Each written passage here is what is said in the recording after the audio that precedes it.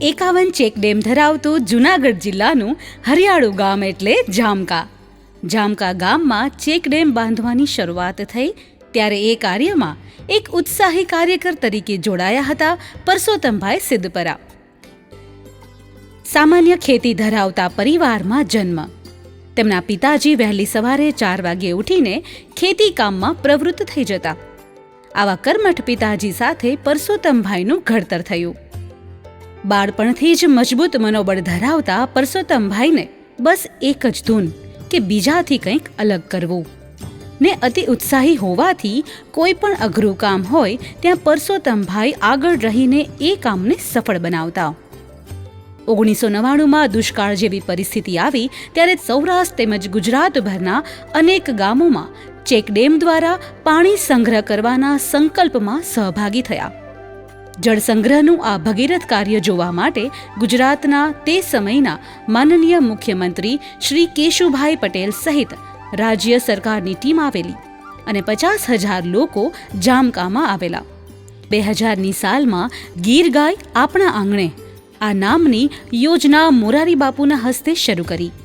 ત્યારે પરસોત્તમભાઈએ ગીર ગાય સંવર્ધનના કાર્યને પોતાના ખભે ઉપાડી લઈ જામકામાં ઘરે ઘરે ગાય બંધાવી ને તેમણે પોતે પણ ગૌશાળા સ્થાપીને અનેક લોકોને ખેતી અને જીવનમાં ગીર ગાયનું મહત્વ સમજાવ્યું.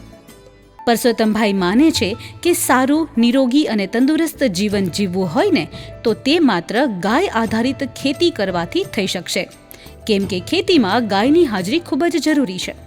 એટલે તેમણે ગૌશાળા બનાવી ગીર ગૌવંશ રાખવાની શરૂઆત કરી અને પીપાવાવ પોર્ટ, પીડીલાઇટ, GHCL, અંબુજા અને આગા ખાન ટ્રસ્ટ જેવી અનેક સંસ્થાઓ ઉપરાંત રાજકીય આગેવાનો સાથે રહીને લગભગ 350 જેટલા ગામોના ખેડૂતો માટે ગીર ગૌ સંવર્ધન ક્ષેત્રે તેમજ ગાય આધારિત ખેતી બાબતે જાગૃતતા લાવવા અનેક શિબિરો કરીને જામકાને ગૌક્રાંતિની જન્મભૂમિનું શ્રેય અપાવ્યું. જામકાની 6,000 વીઘા સરકારી પડતર અને ખેતીલાયક જમીનમાં 60,000 જેટલા વિવિધ પ્રકારના વૃક્ષો છે. આ બધું શક્ય બન્યું છે પાણીને લીધે, પાણીનો સંગ્રહ કરતા ચેકડેમને લીધે, ચેકડેમ બનાવવામાં યોગદાન આપનાર ગામ લોકોને લીધે ને ચેકડેમ બનાવવાનો સંકલ્પ કરનાર છે પરસોત્તમભાઈ સિદ્ધપરા.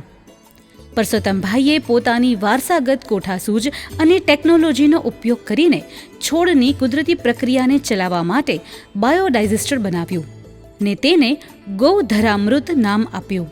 દેશના કોઈ પણ ખેડૂત ભાઈઓ એક પણ પૈસાની ફી વગર ગાય આધારિત ખેતી વિષયક માર્ગદર્શન કે નિદર્શન જાણવા મેળવવા ઈચ્છતા હોય તો તેમના માટે પરસોત્તમભાઈની વાડીના દરવાજા હંમેશ માટે ખુલ્લા છે. જામકંડોરણાના પ્રકૃતિ પ્રેમી પ્રેમજી બાપા, OR પટેલ, અઝીમ પ્રેમજી, KPS ગિલ, બાબા રામદેવ, સ્વામી શ્રી સચ્ચિદાનંદજી જેવા સંતો તેમજ વિદેશથી પણ અનેક લોકો પરસોત્તમભાઈની વાડીની મુલાકાત લઈ ચૂક્યા છે. કોરોના મહામારી દરમિયાન પણ કોરોનાના દર્દીઓની સેવા સારવાર કરવા માટે પોતાના ખેતરમાં જ તાત્કાલિક ધોરણે હંગામી સારવાર કેન્દ્ર ઊભું કરેલ. તેમાં ઈરાદા ફાઉન્ડેશન તેમની સાથે જોડાયેલ. પરસોત્તમભાઈએ પ્રાકૃતિક ખેતી બાદ પ્રાણવાન પ્રજા નિર્માણ કરવાનો સંકલ્પ કર્યો અને ઈરાદા ફાઉન્ડેશન સાથે જોડાઈ જામકા અને આજુબાજુના 50 ગામની 500થી વધારે બહેનો, વૃદ્ધો અને બાળકોને દરરોજ બપોરનું ગરમાગરમ સાત્વિક ભોજન તેમના ઘર સુધી પહોંચાડવા માટે વાડીમાં જ ઈરાદા ફાઉન્ડેશન દ્વારા એક રસોઈ ઘર બનાવાયું, જે પાયલોટ પ્રોજેક્ટ તરીકે શરૂ કરવામાં આવેલ છે.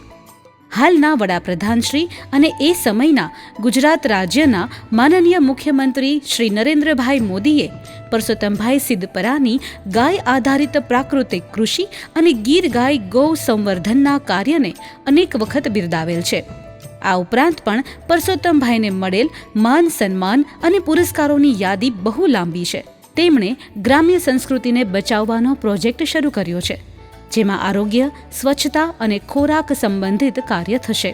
પરસોત્તમભાઈએ કૃષિના ઋષિ બની જામકા ગામમાં સેવાની ધૂણી ધખાવી છે અને જામકા ગામને આદર્શ ગામ બનાવ્યું. જળક્રાંતિ, ગૌક્રાંતિ, કૃષિ ક્રાંતિ બાદ હવે આરોગ્ય, કુપોષણ અને શિક્ષણ જેવા મુદ્દાઓ પર કાર્ય કરવા આગળ વધી રહ્યા છે.